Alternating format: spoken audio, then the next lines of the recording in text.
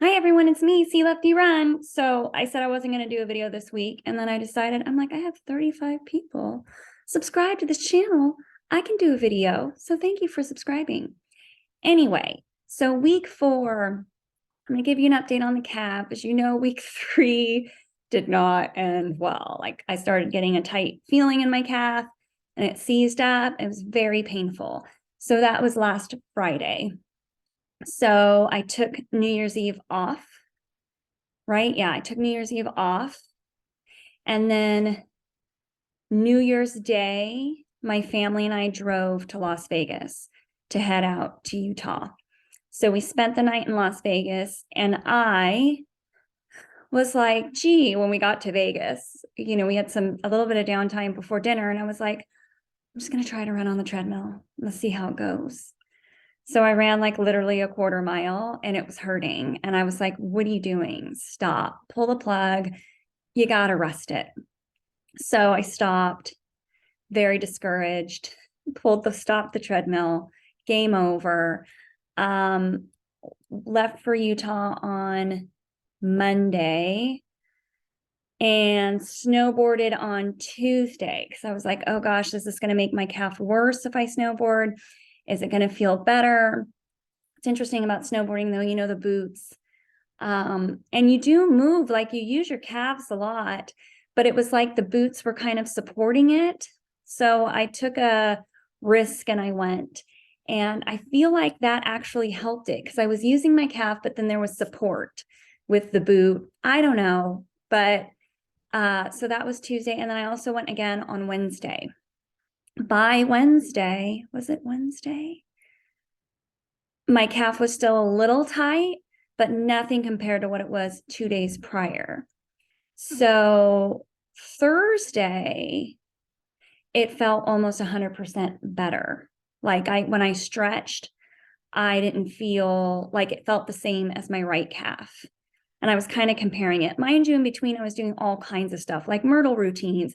I was sitting on a lacrosse ball on a chair and kind of rolling out like right below that where your leg and your glute meet. I don't know what it's called, but that place. And I felt something there and it was very tight and it would go straight to my calf when I hit that point with the lacrosse ball. I was like, oh, this is where, because my calf isn't the issue, it's coming from somewhere else. This is where the problem is. It's in my hamstring, right? I always have hamstring issues. So I rolled that out, I was doing all kinds of stuff. Got home from Utah on Friday, felt pretty good. I was like, I'm going to try to do an easy run. My schedule called for 6 miles. I was like, well, I'll see how it feels. And I was able to finish the 6 easy. So that was really good news. Cardiovascularly, I felt like crap, terrible. Like, the 10-minute pace felt like an 8-minute pace, like huffing and puffing. And I was like, it felt like I was still at altitude. That's what it felt like. Because where we were in Utah, I think it was like 8,000 feet. And then at the top of the mountain is like 11,000 feet, something like that. There's a lot of altitude. A lot of people can't do Brian Head, Utah because of the altitude. So that run felt like I was still at altitude. Today I did 10 miles. My long run pace range, which was a 9:11 to like an 8:17, again, felt like I was dying. I think my average pace was a 9:02. And I was just like counting down the minutes for it to end. And it had nothing to do with my calf, fortunately. My hamstring's a little tight.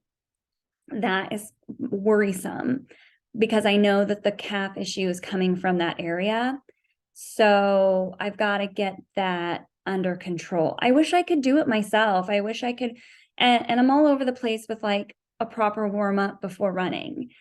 And it's hard for me to fit in a proper warm up during the week because I'm already getting up at like 4:30, right? So to get up any earlier than that, and I just can't do it.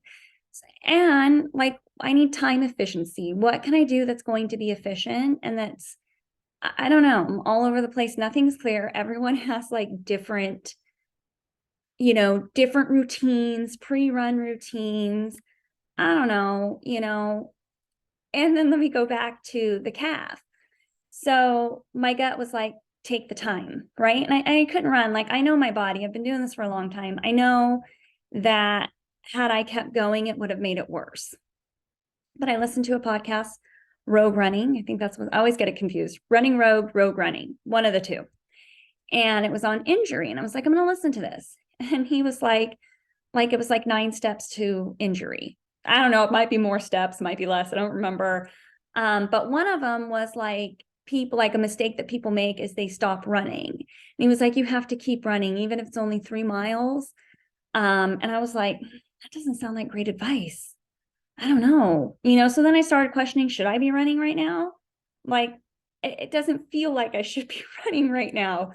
So anyway, just all this conflicting, like, do you rest? Do you keep going? Do you pull back on the intensity and the mileage?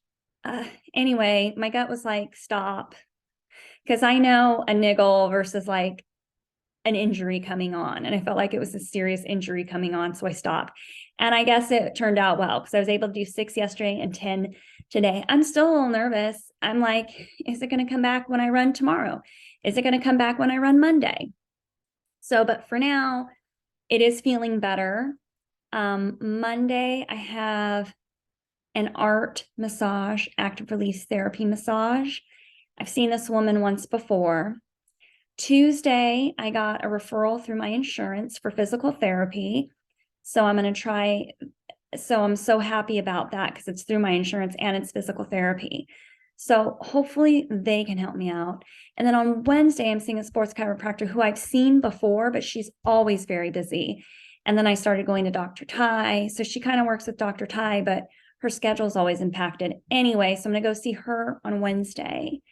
And one of those things should work out. But I'm telling you, when I was having this issue before with my hamstring, I went and saw Dr. Ty, and I never really had the issues again. And now that I'm not seeing him, it's cropping back up. So whatever that man did, it kept all my stuff at bay. So I know that I have to find someone. So I'll let you know how that goes.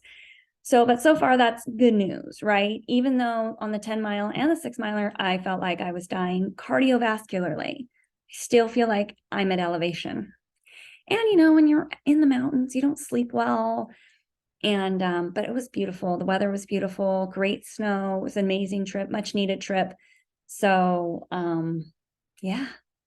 Anyway, that's week 4. So I'll give you a recap of week 5. I hope this time next week I can tell you like I'm feeling better and everything I did last during the week was helpful and da. So I'm still kind of like cautiously optimistic. That's the word I'm looking for. Cautiously optimistic. So if you're training for something, I hope your training's going well. Take care of that body. I'm 44. And, gone are the days when I used to just be able to get up and go out the door and go for a run and come back and do like quick little stretch here and there and like be good to go. No, those days are over. So anyway, maybe you can learn from me what I do for rehab. I can at least help you out on that end. Anyway, happy running to you. I hope you had a great New Year. Happy New Year. And I will see you next week. Oh, I ran in the speeds today.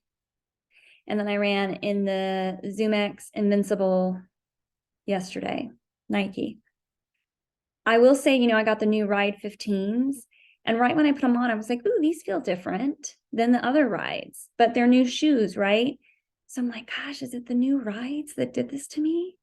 Can't be my beloved rides.